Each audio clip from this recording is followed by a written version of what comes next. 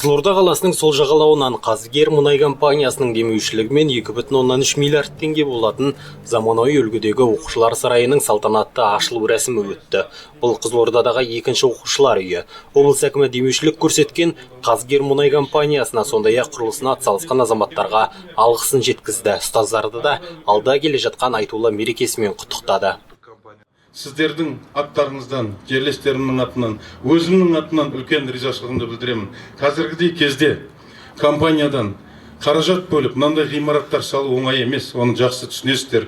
Біздің бір өтінішімізбен мына компания 2 миллиард 350 миллион теңге қаржы бөліп, аз ғана уақыттың ішінде осындай керемет оқушылар сарайын ел игілігіне бүгін табысталғалы тұр. Осының басы-қасында жүрген біздегі мына Қазгер мұнай компаниясының басшысы болған, қазіргі таңда Атыраудағы Эмбімұнайгаз компаниясының басшысы Ренат бауырымызға да үлкен ризашылығымды білдіргім келеді. Соңғы үлгідегі заманауи талапқа сай жүзеге асқан аталмыш жоба өте сапалы салынған. Осы ретте құрыш қолды құрылысшыларға облыс әкімінің алғыс хаты табысталды. Аликеев Жасұлан Қастайұлы, сылақшы.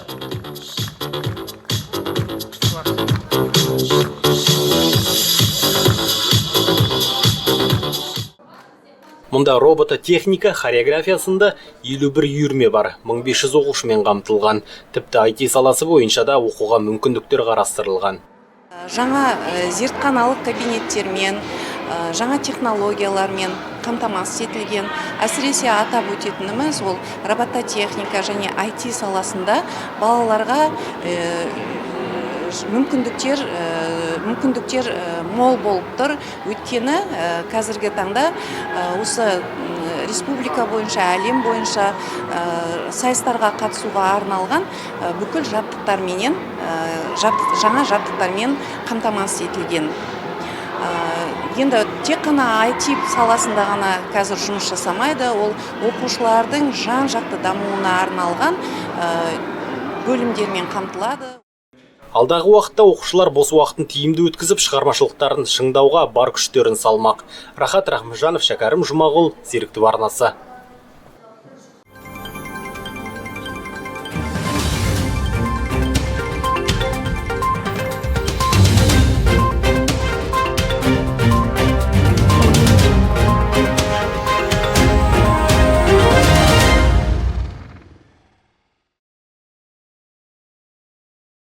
Бірінші қазан қарттар күні. Осыған орай Роза Бағланова атындағы мәдениет үйінде мерекелік шара өткізілді. Отбасында баланы жастайынан үлкендерге, ата-анаға құрметпен қарауға үйретеді.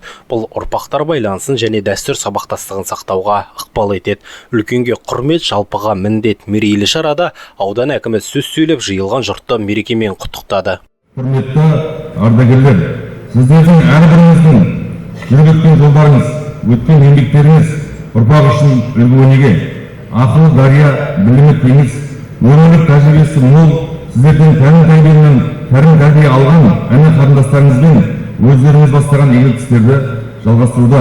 Халық арасында аузы дуалы, әңгімесі жатуалы, өздеріңіздей ақсақалдарымыз бар жерде ел ішінде алауыздықтың орын алмайтыны, жастарымыз жөнсіз кетпейтіні белгілі. Сіздерді бүгінгі мерекелеріңізбен шын жүректен құттықтай отырып, дендеріңізге саулық, ұзақ ғұмыр, отбасыларыңызға бақ, береке, ырыс несібет тілеймін. Қазыналы қарттарымыздың қатары ортаймасын. Біздің ел қашанда қариясын сыйлаған халық. Ауылында қартың болса, жазылып қойған хатпен тең деген. Мейрамбек Зинабдинұлы құттықтау сөзінен кейін түрлі сала ардагерлерін марапаттап, алғыс хаттар табыстады.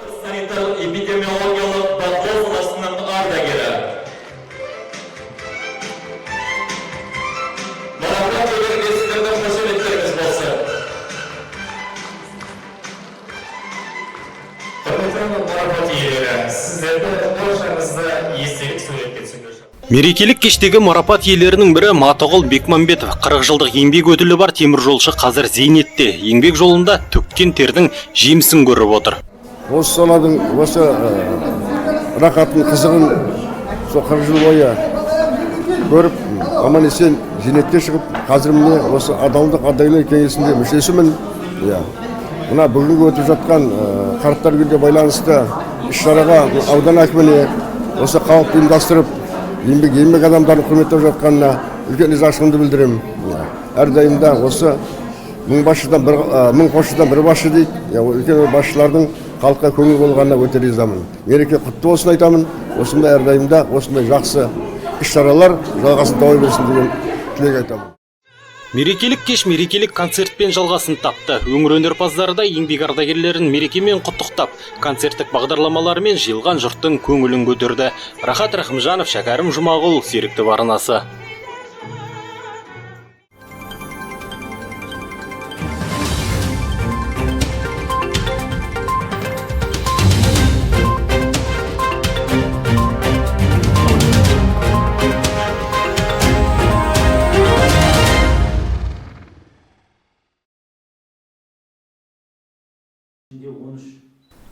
АЭС құрылысы дамыған елдердің тәжірибесі және Қазақстан үшін перспективалары тақырыбында Қорқыт Ата атындағы Қызылорда университетінің ғалымдары дөңгелек үстел өткізіп, өзара пікір алмасты.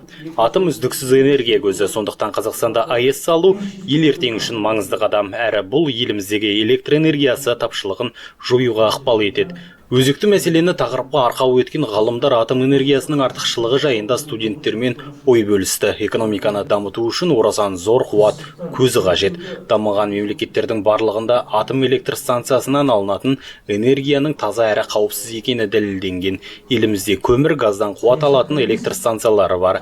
Сонымен бірге жел мен күн энергиясы да сәтті пайдаланылып келеді. Алайда мұның мүмкіндігі шектеулі, белгілі бір межені ғана қамтиды. Ал көпшілік талқылауына түскен атом электр станциясын салу қадамы ел ертеңі үшін маңызды. Жиында жолдаудың да басқа маңызды тұстары талқыланды. Бұндай электр энергияны өндіру өте қажеттілігі туындауда. Бізде қазір елімізде өндіріп жатқан 90% жылу электр станциясы. 90%-ын жылудан аламыз бізде. Бізде атында қазір жоқ 90%. Оның қаншасы? Оның 70-і көмірден. Көмірдің қазір қоры 300 жылға жетеді деп есептеп отыр. 300 жылға. Ал уранның қоры бізде 500 жылға. Және бізде торий деген элемент бар. Торийдан уран алуға мүмкіндік бар. Ал торийдің қоры 3 есе көп.